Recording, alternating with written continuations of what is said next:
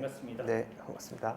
수도권 그 외곽 도시들의 네. 그 계속된 시세 상승에 네. 대한 모습이 좀 많이 주목됐어요. 네. 좀 어떤 흐름으로 좀 올해 계속 왔던 것 같다. 올 초부터 지금까지 흐름을 조금 정리해 주시면. 쉽게 설명하자면 이제 수도권 외곽 지역도 3.3제곱미터당 2천만 원 시대가 왔다라고 이야기할 수 있을 만큼 가격이 굉장히 급등하고 있거든요. 상반기에는 이제 GTX 개발 라인에 따라서 이제 GTX 역사가 있는 수도권 외곽 지역들이 좀 많은 가격 상승이 이루어졌다면 이제 하반기에는 또 제2외곽 고속도로가 개통되는 지역들, 그 다음에 제2경부고속도로라든지 이렇게 도로 교통들이 좀 잘 갖춰진 데다가 주거 지역으로 좀 인기가 기존에 많았던 지역들, 여주라든지 뭐 경기도 광주라든지 남양주라든지 그 다음에 양주시 그리고 동두천, 포천 뭐 이런 지역들 수도권의 외곽 지역들이라고 불리던 지역들이 굉장히 많이 올랐고요. 서울 중심부에서 그러니까 강남에서 시작된 어떤 가격 상승률이 결국에 서울 전체 가격을 올렸고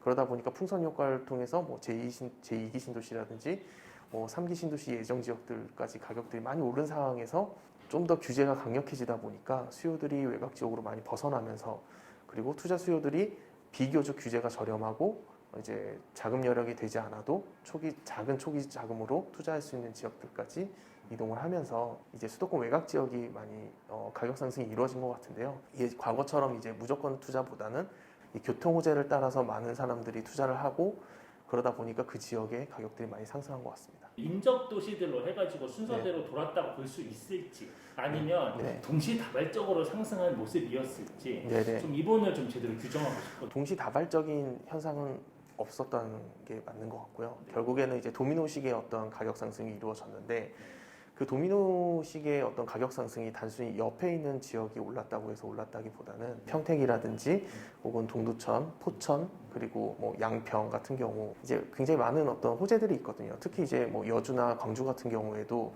판교에서부터 강릉까지 어떤 고속전철이 개통이 되고 그런 어떤 복선전철이 깔리면서 그런 어떤 교통 호재가 있는 데다 제2경부고속도로까지 뚫리고 제2외곽고속도로가 개통되는 어떤 호재들도 있거든요. 그리고 또 평택 같은 경우에는 누구나 알다시피 이제 뭐 삼성전자를 비롯해서 뭐 다양한 어떤 업무 지구가 그곳에 생기게 되고 고속전철이 개통이 되면서 이제 어느 정도 개발 호재가 예정이 돼 누구나 알고 있는 지역들이지 않습니까? 이런 부분들이 개발 호재의 붐을 타고 투자 혹은 투기 수요들이 많이 유입이 되면서 사실 그 지역의 가격들을 많이 좀 올렸다 이렇게 볼 수 있고요.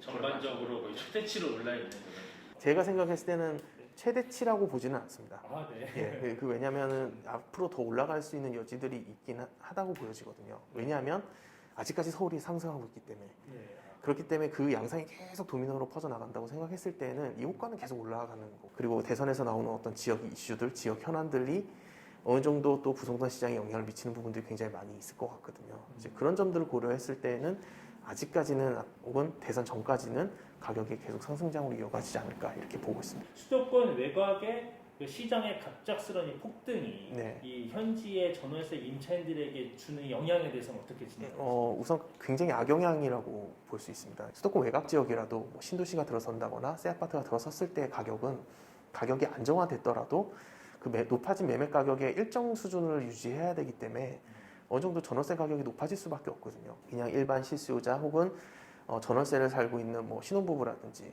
뭐 혹은 아이가 한 명이 있는 3인 가구라든지 뭐 특히 이런 지역들은 청약도 쉽지 않고 그렇다고 해서 매매를 하자니 가격이 또 낮은 것도 아니고 그 다음에 전월세로 들어가자니 전월세 가격이 높아졌는데 그러면 전월세 가격이 없으니까 너희는 좀 안 좋은 아파트나 안 좋은 집으로 들어가라는 얘기밖에 안 되는 거기 때문에 결국에 이 아파트 가격이 올랐다라는 건 전월세를 사는 수요들 특히 전월세 실수요자들한테는 좋은 영향은 아닌 것 같습니다. 네. 올가을에 일단 이 수도권 외곽의 부동산 시장 네. 어떻게 흘러갈 것 같다. 일단 지금 가을장이랑 봄 이사철 장이 가장 부동산 시장에서는 호황이라고 얘기하거든요. 그 다음에 겨울이나 여름이 비수기라고 얘기를 하는데 10년 전부터 사실은 이런 어떤 양상들이 없어졌다고 볼 수 있습니다. 왜냐하면 10년 전에는 불황이었고 그다음에 2017년부터 이제 주택 시장이 갑자기 급등하기 시작한 거거든요. 그런 점들을 봤을 때는 사실은 지금처럼 강세는 계속되지만 매물이 많지는 않을 가능성은 높습니다. 거래량도 그렇게 크게 늘어나지는 않을 것 같습니다. 왜냐하면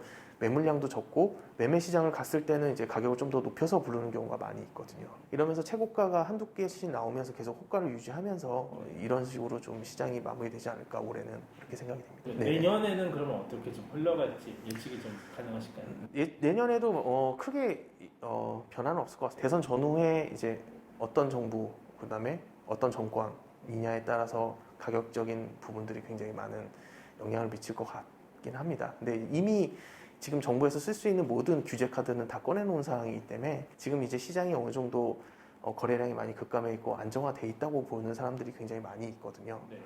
그런 것들을 감안했을 때 내년에도 특별하게 급등장이라기보다는 이제 강세장이 조금 이어지지 이후에 대선 이후에 좀 조정이 되지 않을까 이렇게 생각이 되고요. 상기 신도시라든지 공공아파트라든지 이런 거에 대한 공급을 최대한 빨리 하기 위해서 정부가 노력하는 걸로 알고 있긴 한데 그런 부분들이 이제 어떻게 공급이 계획대로 진행되느냐도 굉장히 중요한 어떤 내년의 이슈가 아닐까 이렇게 생각합니다.